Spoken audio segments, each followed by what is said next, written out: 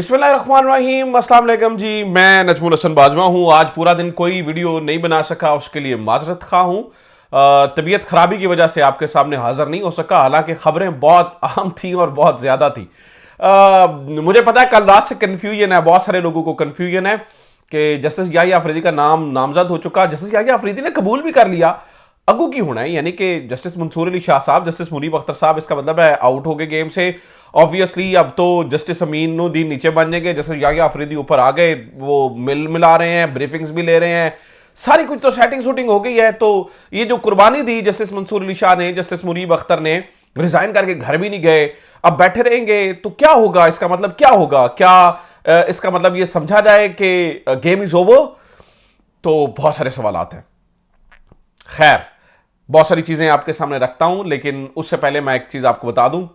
तैयारी पकड़िए, seat belt बांध लीजिए, क्योंकि वो रोलर कोस्टर राइड शुरू होने वाली है। सुप्रीम कोर्ट से बहुत बड़ी बड़ी खबरें इंतजार कर रही हैं। उसकी क्या वजह है? उसकी वजूहात ये है कि नाज़रीन कराम, the game is not over, the game is on. एक खबर यहां से। दूसरी खबर नाज़रीन कराम अडयाला से है। आपको याद होगा कि जब जनरल बाजवा के लिए वोटिंग हुई थी, उसके बाद फिर पाकिस्तान मुस्लिम लीग नून के लिए चीजें आसान होना शुरू हो चुकी थी, क्योंकि उन्होंने सेटिंग की थी। इमरान खान ने तो सेटिंग नहीं की है, लेकिन देखिए ना, एक एक्सट्रीम स्टेप होता है, उस एक्सट्रीम स्टेप के बाद फिर चीजें आपको नीचे लेके आनी पड़ती है ना। आपने जो करना था कर लिया, अब आगे क्या?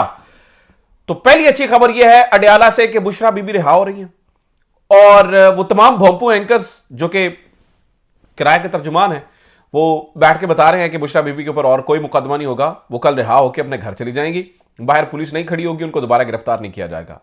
मुझे लगता है कि पिछले कुछ अरसे में मिलने वाली ये सबसे बड़ी खबर है। दूसरी बड़ी खबर जो भोंपू बता रहे हैं वो ये है कि इमरान खान से 26 तारीख के बाद रेगुलर मुलाकातें शुरू हो जाएंगी, जिस तरह से मुलाकातें उनसे पहले हो रही थी। यानी कि इसका मतलब ये हुआ है कि ऊपर थोड़ा सा दोबारा से सोच में तब्दीली आई है, और सोचा गया है कि हाँ ठीक है, जो कुछ करना से कर लिया है, हूं ठीक है, हूं की तरह है। लिहाजा इमरान खान को थोड़ा सा अब रिलैक्स किया जाएगा, और बहुत सारे लोग तो इसे जो भोंपू हैं वो तो डील का नाम दे रहे हैं। इनफैक्ट फैसल वावड़ा साहब ने बैठकर ये खबर दे दी है, रावी ने ये खबर दे दी है। रावी तो उन्होंने ये कह रहे हैं कि रावी ने तो ये भी कहा है कि आप इसे क्या समझे, आप इसे डील भी समझ सकते हैं। और फैसल वावड़ा ने कहा है कि बस कोई ना कोई सेटलमेंट हुई है, और उसका वो इशारा कर रहे थे खास तौर पर गंडापुर की तरफ के। गंडापुर ने वो जो वापस गए और वहां से जो उन्होंने वापसी का रास्ता इख्तियार किया, उसका नतीजा अब ये निकला है कि बुशरा बीबी को रिलीज किया जा रहा है, और इमरान खान के लिए चीजें थोड़ी सी सौखी हो रही है। चलें, इसका भी तिया पाचा करते हैं, इसका भी पोस्टमार्टम करते हैं, ये क्यों हो रहा है, किस तरह से हो रहा है, इसके पीछे क्या खबर है। लेकिन सबसे पहले ऑब्वियसली सुप्रीम कोर्ट। रात गए तक नाज़रीन कराम, मुझे सोर्स ने बताया, और बड़ा क्रेडिबल सोर्स जिसकी खबरें हमेशा दुरुस्त होती हैं और जो बहुत करीबी है जजेस के, मुझे सोर्स ने बताया कि जस्टिस याहिया अफरीदी कभी भी जस्टिस मंसूर अली शाह के साथ धोखा नहीं करेंगे, आई एम टेलिंग यू। तो मैंने कहा ठीक है, देख लेते हैं, और सही है, ऐसे ही होगा। I was so sure about it कि जस्टिस याहिया अफरीदी जो है वो धोखा नहीं करेंगे। आज सुबह नॉमिनेशन हो गई, और फिर वो ब्रीफिंग्स हो गई, काजी फाइज ईसा साहब ने मेल मुलाकातें शुरू कर दी, और इधर उधर ये सारा कुछ होना। मैंने फिर दोबारा सोर्स को कॉल की, मैंने पूछा पही है कि करा रहे हो ये सब कुछ क्या हो रहा है? ये तो गेम और हो गई है। जस्टिस याहिया अफरीदी कबूल कर रहे हैं, ये चीफ जजी को जस्टिस याहिया अफरीदी कबूल कर रहे हैं। तो उन्होंने कहा, सोर्स ने मुझे बस एक आगे बात कही है, रुको जरा सब्र करो। वो पता है आजकल मीम चला हुआ, रुको जरा सब्र करो। मैंने कहा क्या मतलब है? उसने कहा बस मैं इतना ही बता सकता था, बाकी आप आगे आगे देखिए। फिर मैंने और मेरी टीम ने कुछ तलाश करने की कोशिश की, इधर उधर फोन घुमाए, बातें पूछने की कोशिश की चल रहा है पाइन, की सब कुछ हो रहा है। कुछ दोस्तों ने ऑलरेडी कुछ रिपोर्ट किया हुआ था, उनसे पूछा, उनसे इस इंफॉर्मेशन की तस्दीक की कि भाई क्या वाकई इस तरह की चीजें कुछ होने जा रही हैं। तो जनाब कुछ चीजें पता चली हैं, वो मैं आपके सामने रखता हूं। सबसे पहली बात यह है कि चीफ जस्टिस मंसूर अली शाह साहब और जस्टिस मुनीब अख्तर साहब ने इस्तीफा इसलिए नहीं दिया कि वो इसलिए नहीं बैठे हुए सर्विस के अंदर और इस्तीफा देके घर जाने का ऑप्शन उनके पास मौजूद था, लेकिन वो इसलिए यहां पर रहे, या वो इसलिए नहीं है कि वो बैठेंगे, आएंगे, एंजॉय करेंगे और अपनी तनख्वाहें लेंगे। वो करोड़ों रुपए कमाने वाले वकील थे, पहले भी बड़े नामवर वकील थे, वो तो करोड़ों रुपए आज भी कमा सकते हैं। वो तनख्वाह के लिए नहीं बैठे हैं कि मैं अपनी सामने सर्विस पूरी करके जाएंगे। No no no no.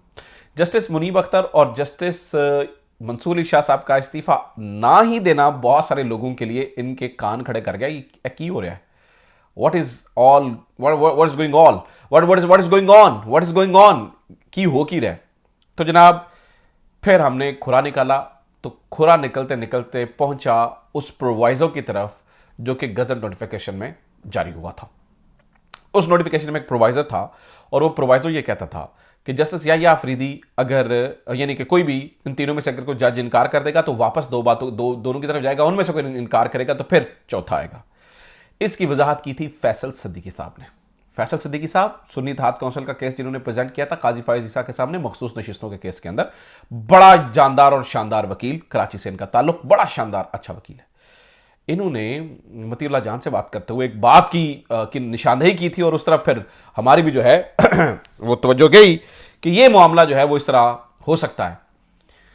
तो बाद में खुरा वहां पर निकला, पता ये चला कि तय ये हुआ था एक क्योंकि ये लैंग्वेज बहुत क्लियर नहीं थी और ये ओरिजिनल तरमीम का हिस्सा नहीं थी, ये प्रोवाइजो में आई थी। तो वो अगर मिसाल है याहिया अफरीदी साहब को बनाया जाता और याहिया अफरीदी साहब इनकार कर देते और फिर कोई हुकूमती वजीर आके कहता नहीं नहीं इसका मतलब ये तो नहीं है कि ऊपर दो जाएगी, ये तो गलत बात है, वो चौथे की तरफ जाएगी, तो आपके पास से चीफ जजी भी जाती। तो बताने वाले ये बताते हैं कि जज जो हैं वो जो अक्सरियती जज हैं वो एक पेज पे हैं और उससे पहले जिस दिन ये तरमीम आई उस दिन भी और उससे पहले भी एक दिन जस्टिस मंसूर अली शाह साहब के चेंबर में मुलाकात हुई जिसमें बताया जाता है हाई फाइव करते हुए जस्टिस अतर मिनल्लाह, जस्टिस याहिया अफरीदी और जस्टिस मंसूर अली शाह। याहिया अफरीदी, मंसूर अली शाह और अतर मिनल्लाह, ये तीनों पुराने दोस्त भी हैं और इनकी आपको याद मैंने बता रखा है ऑलरेडी, आप सबको वैसे भी मालूम है, ये एक लॉ फर्म भी चलाते रहे हैं। तो ये हाई फाइव करते हुए निकले और फिर बताने वाले कुछ रिपोर्टर्स ने यह भी रिपोर्ट किया कि फिर एक मुलाकात अक्सरियती जजेस की याहिया अफरीदी के चैम्बर में भी हुई इस तरमीम से पहले। तो बताने वाले ये बताते हैं कि शायद ये डिसाइड हुआ, चूंकि ये जो लैंग्वेज है ये बड़ी ही कंफ्यूजिंग है और इससे चालाकी की जा सकती है। हो सकता है कि याहिया अफरीदी साहब मंसूर अली शाह साहब के हक में दस्तबरदार हों और वहां से क्या हो कि ये चीफ जजी दे दें अमीनुद्दीन खान साहब को। इनका क्या जाता है और किसके पास अगर इस मामले को किया जाता तो गलत लम्हा पै जानी सी, क्योंकि चीफ जस्टिस तो तब्दील हो चुका होना था और चीफ जस्टिस अमीनुद्दीन खान ने बन चुका होना था। तो फिर ये मामला किसके सामने जाके जो है ना वो आप रखते या कौन इसको देखता या कौन इसके ऊपर अपील सुनता? कोई भी ना सुनता। तो शायद यह तय हुआ है, जजों की आपस की अंडरस्टैंडिंग से तय हुआ है कि अगर याहिया अफरीदी को टॉप 3 में से, जो कि ऑब्वियसली उनको मालूम था कि याहिया अफरीदी को ही बनाएंगे, अगर याहिया अफरीदी को बनाया गया तो याहिया अफरीदी साहब स्टैंड लेंगे और वो चीफ जस्टिस बन जाएंगे। और चीफ जस्टिस बनने के बाद जस्टिस मंसूर अली शाह और जस्टिस मुनीब अख्तर इस्तीफा नहीं देंगे और ये सारी चीजें इसलिए होंगी कि वक्त आने के ऊपर, अपने टाइम के ऊपर कार्ड प्ले किया जा सके, अपने टाइम पे खड़ा हुआ जा सके। जब तरमीम आती है, जब तरमीम चैलेंज होगी, तरमीम ने चैलेंज होना तो उसने अब आईनी बेंच में तो नहीं जाना ना। आईनी बेंच के खिलाफ अपील आईनी बेंच कैसे ही सुन सकता है? यानी कि एक आईनी बेंच के खिलाफ अपील है तो वो आईनी बेंच ही सुन लेगा, ऐसे थोड़ी होगा। तो तरमीम पूरा हो सकता है फुल कोर्ट बने या क्या सिलसिलाकार हो, तो वो इख्तियार किसके पास होगा? वो इख्तियार ऑब्वियसली याहिया अफरीदी के पास होगा। लेकिन एक मिनट के लिए सोच के देखिए कि अगर यहां पर अमीनुद्दीन खान साहब होते तो फिर गेम किस तरफ जाती, क्या चीजें होती, क्या प्रोज क्या कॉन्स होते। तो अभी चूंकि किसी भी बात को ऐसा नहीं कि 100% तस्दीक से कहा जा सकता है, लेकिन बताने वाले ये बताते हैं कि एक बेसिक अंडरस्टैंडिंग है और उस बेसिक अंडरस्टैंडिंग की वजह से ही मंसूर अली शाह साहब इस्तीफा देकर घर नहीं जा रहे हैं। उस बेसिक अंडरस्टैंडिंग की वजह से ही मुनीब अख्तर साहब घर नहीं जा रहे हैं, वो खड़े हुए हैं। याहिया अफरीदी साहब भी उनके साथ ऑन बोर्ड हैं और ये ऐसे नहीं होगा, अदलिया को ऐसे तबाह करने के लिए जजेस जो है वो नहीं छोड़ देंगे। जज खड़े होंगे, जजों के कांधों के ऊपर ये रिस्पॉन्सिबिलिटी आ चुकी है कि ये जो एक आइन को बुनियादी ढांचा हिला देने के लिए। अच्छा, मैं कल से देख रहा हूँ बहुत सारे लोग जो है ना वो करे, ओ जी देखे ना जी फौज में भी तो टॉप 3 में से एक या टॉप 4 में से या टॉप 5 में से एक सिलेक्ट होता है, वहां पे तो भाई देखें फौज एक आईनी इदारा नहीं है, फौज एग्जीक्यूटिव के अंडर आती है। जुडिशरी एक आईनी इदारा है, यानी कि 3 पिलर्स ऑफ द स्टेट होते हैं। हमने हमेशा सारी जितनी पॉलिटिकल साइंस की किताबें पढ़ी उनमें से हमेशा यही पढ़ा कि किसी भी स्टेट के जो है ना वो 3 पिलर ऑफ स्टेट्स हैं, पिलर्स ऑफ स्टेट हैं। नंबर 1 एज मुकन्ना, जिसे आप जो है ना वो कानून साजी करने के लिए इस्तेमाल करते हैं। नंबर 2 आपकी ये एग्जीक्यूटिव, जो कि उस कानून को इंप्लीमेंट करवाती है। और नंबर 3 जुडिशरी, जो कि कानून को रिव्यू करती है। ये तीनों जो है ना वो इंडिपेंडेंट पिलर्स हैं। ऐसे नहीं हो सकता एक पिलर को आप छोटा कर दें, ठीक है, और पूरे का पूरा फिर इमारत ही टैप होगी ना, ठीक है। तो इन जजों के कंधों के ऊपर ये अब रिस्पॉन्सिबिलिटी आ चुकी है, तो लिहाजा गेम हो चुकी है दिलचस्प और मजेदार और बहुत ही इंटरेस्टिंग, ठीक है। तो the good time is coming, let's see what will happen. अच्छा चलें, यहां पर तो जो कुछ होगा वो होगा। अडयाला से ये खबर मेरे लिए तो बहुत हौसला अफजा है कि बुशरा बीबी को रिहाई मिली है, और इमरान खान के लिए भी चीज़ें थोड़ी सी रिलैक्स होनी चाहिए। ठीक है यार, मतलब चलती रहेंगी ना सारी चीज़ें साथ साथ, इनका बाहर तो आना ज़रूरी है ना। अब तो बहुत सारे लोग अभी से प्रोपेगेंडा करना शुरू हो गए हैं, और जी पीटीआई या बुशरा बीबी की आज जा रही है और ये हो रहा है। और भाई बुशरा बीबी ने अपनी वफादारी निभाई है इमरान खान के साथ।